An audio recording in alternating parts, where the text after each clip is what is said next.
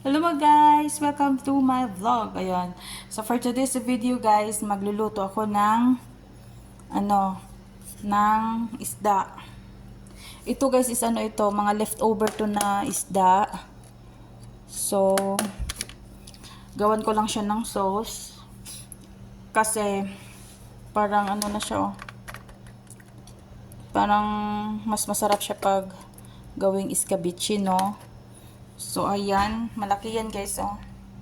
Isang buo yan. So, ayan guys, ito yung inano ko na carrots. Tapos ito yung sibuyas at saka bawang.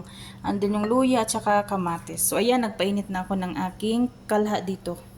So, ayan guys, andun yung ating butter. Hinanda ko na din yan. Kasi alam nyo naman, one hand tayo. So, ayan, nag-ano na din ako dito. Kumuha na ako ng mga tipak-tipak. Alam yung tipak-tipak. Tinipak-tipak ko na yan. So, yan. Okay. Ayan guys, oh. So, ganyan lang siya. Tunawin lang natin yung ating butter. No. Ayan. So, kukuha ako ng asin at saka tawag nito. Andito yung ating, andito pala yung sinain ko na kanin guys, oh, masarap.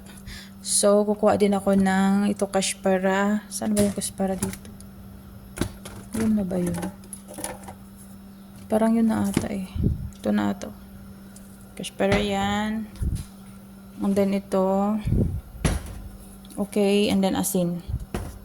Yan lang muna. Okay, so balik tayo dito guys. Nainit na yung ating butter. So, ito yung ating butter. Ilagay natin dito. Okay, so unahin muna natin to, oh. Ayan.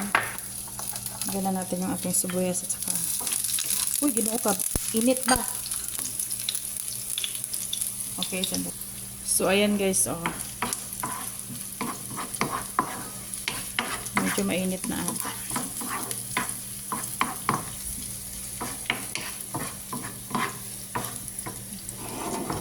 Ayan ako siya.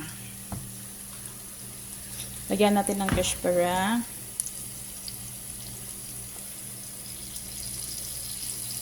Okay. Lagyan natin ng parang magic syrup sa kanila. Minix yan ng mga ano. Okay. And then asin din. Lagyan natin ng asin.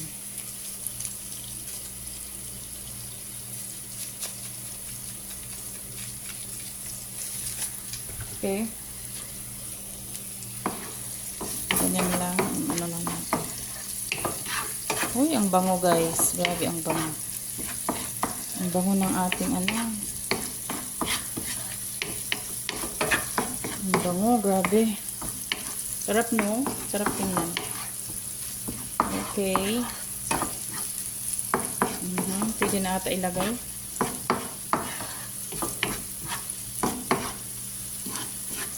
Ang bango. Grabe, ang bango guys. So ngayon, lagay na natin yung ating kamatis. Yung ating luya. Ayan. Lagay na natin yan lahat. Okay, para magisa na siya. Okay. Ayan siya.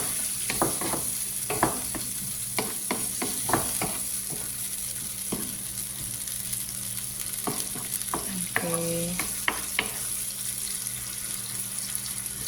And then, lagay na din natin yung ating carrots. Okay. Ayan. Sarap.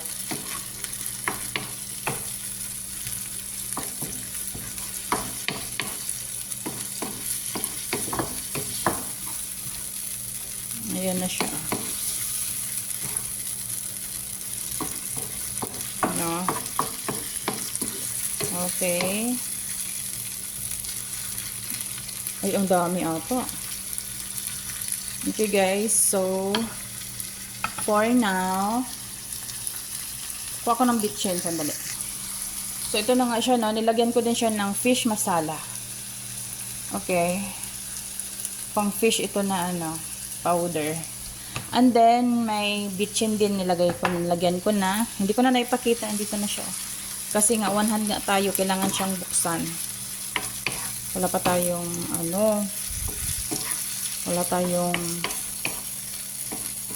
wala tayong stand. So, kailangan natin isa-isahin.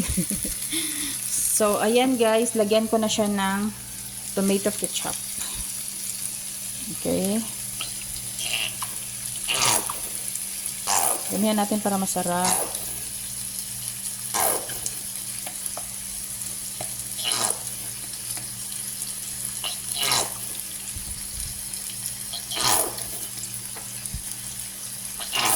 Okay.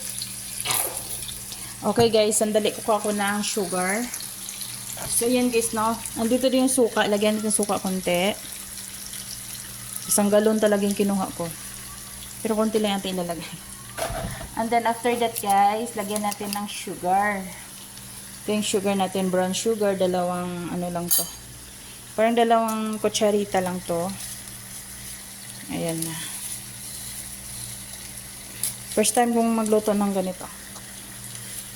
Okay.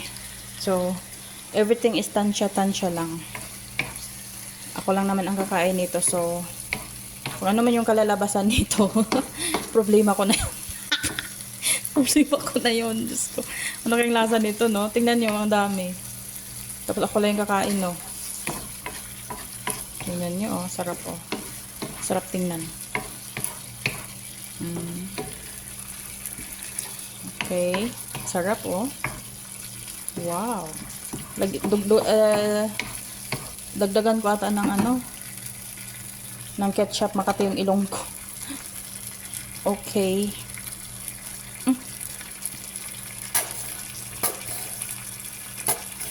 Sandali, sarap ko muna. So, ayan. Ano ko muna to siya, takpan ko muna, obserbahan ko muna siya. Paluto ko muna yung ating patatas. Carrots. Ayun. Okay, tikman muna natin. Hinaan natin ang apoy.